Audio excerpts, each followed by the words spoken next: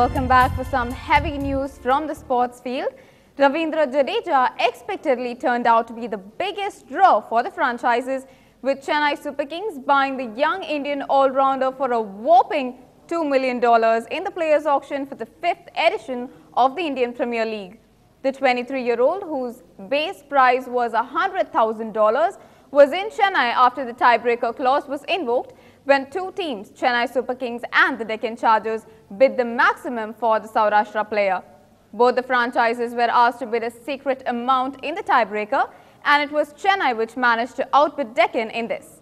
But the cricketer himself will get paid $950,000 as per the contract he had signed with the now disbanded Kochi Tuskers Kerala last year. Muthaiya Muralidharan remains sold to Royal Challengers Bangalore.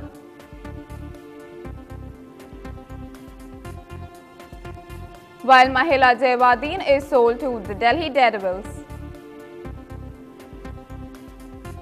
Brendan McCullum sold to Kolkata Knight Riders for a whopping 4.41 crore rupees.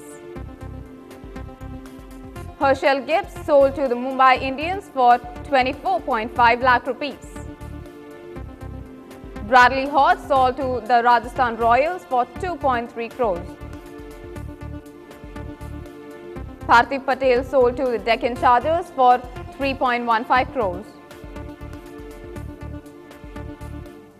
हम सोच कर आए थे तकरीबन मतलब perfectly वही लेकर जा रहे हैं. So it's been a really very successful auction for us.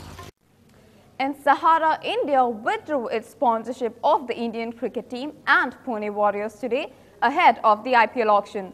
Sahara's action comes after the BCCI turned down the franchise's request that the price of Yuvraj Singh be added to their overall purse for the auction. Yuvraj Singh, as you remember, is out of the tournament due to treatment for cancer. And Sahara, in a statement, said that they requested the BCCI on the basis of the fact that they had only one Indian marquee player. Incidentally, once during the Champions League, one of the IPL teams had a lot of injured players, so they were rightly, out of natural justice, allowed to break the rules and take one extra foreign player. They stated that they felt such one-sided emotional relationship cannot be dragged any further. But probably it will not work. Probably it will not. But if anything is to be done for the players' interest, I will think definitely twice. I thought, no, let us put, it will give us more happiness, satisfaction. Let us put all this money in social, in sports development for villages, rural people, which is not happening in our country. So many things it was there in my mind, in our mind, to do much better and bigger work. So we have already announced that also. So I don't think we'll be able to do everything together. So that is the Well, it's unfortunate, but we haven't received anything in writing. Unless we receive something in writing, how can I comment on that? They have issued a media release, which I have also seen. But unless we get something officially, we can't communicate. IPL will continue, so always goes on. Our this auction process is already going on. The show will continue. Show is not going to stop. Truth is also, they had requested for flexibility and amendments to the regulation which suited them and which was, in the opinion of the IPL, unfair to the 8 other franchisees.